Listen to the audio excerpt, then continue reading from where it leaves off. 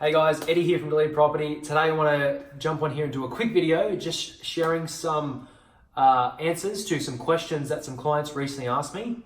So I'm going to jump right into it. What the questions were is, what does waiving a pest and building inspection clause mean within a Queensland contract of sale? So basically what the scenario was, the client had we've got them a price reduction on the property, and I think we've got them further price reduction because we bought a property, secured it off market for our client. Then it had some things come up with the pest and building, some like crack tiles, some cosmetic work that needed to be done. We put in for a price reduction on the basis that these issues would get fixed, or that the price reduction was warranted for that, so he could use that money to fix it after settlement. It's something that doesn't happen all too often, but we always try to get more money off and save more money and beat the owner down to, get as much money as possible and, help our client make more money as they grow their portfolio and purchase more investment properties. So the solicitor, so when you buy property, you're going to use either solicitor or conveyancer, and they use all the legal terms and jargon and all that kind of stuff. So that's why I thought I'd explain it.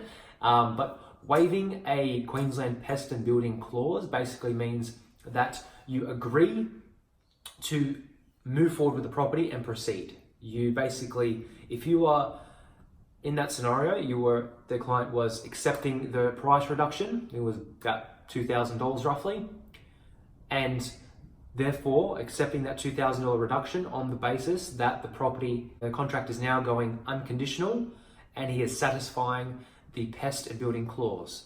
Basically meaning that he is okay to proceed with the property now, because within the Queensland, they have got the 21-day period with the pest and building clause, where we had it in this contract. Sometimes it's shorter. But basically, he was accepting the $2,000 reduction, and he was saying, I accept the pest and building clause the way it is, and I've went through the pest and building clause, went through the pest and building inspections, overall happy with it. Provided you give me the $2,000 reduction, I will proceed on that basis with the contract. So, meaning once you go past that period and you satisfy the clause, there's no going back, basically. You've accepted the $2,000 reduction, or maybe you get no reduction, maybe nothing happens at all, maybe the property's fine, maybe it's still good even if you don't get a reduction. But it basically means you're going unconditional, you are happy with the pest and building, and you're moving to the next step. That would be going unconditional if you got your finance approved. So if you don't have your finance approved, well then you just waive the pest and building clause, and you would not yet waive the finance clause. So this is all the behind the scenes technicality stuff of buying properties in different states with different laws and all that kind of stuff.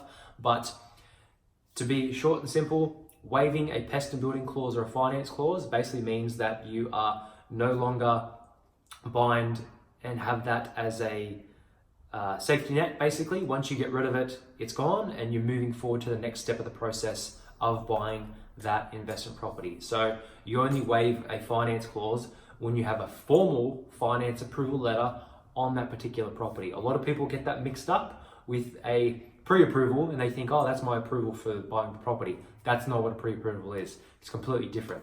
When you go and under contract, when you're buying a property and it's under contract, you have to get the formal approval letter for that particular property from your broker or bank saying this is formally approved, not conditionally approved. Conditionally approved is something totally different, and it means that you're only approved on the basis that you get these other statements or information, verification of income, etc., etc.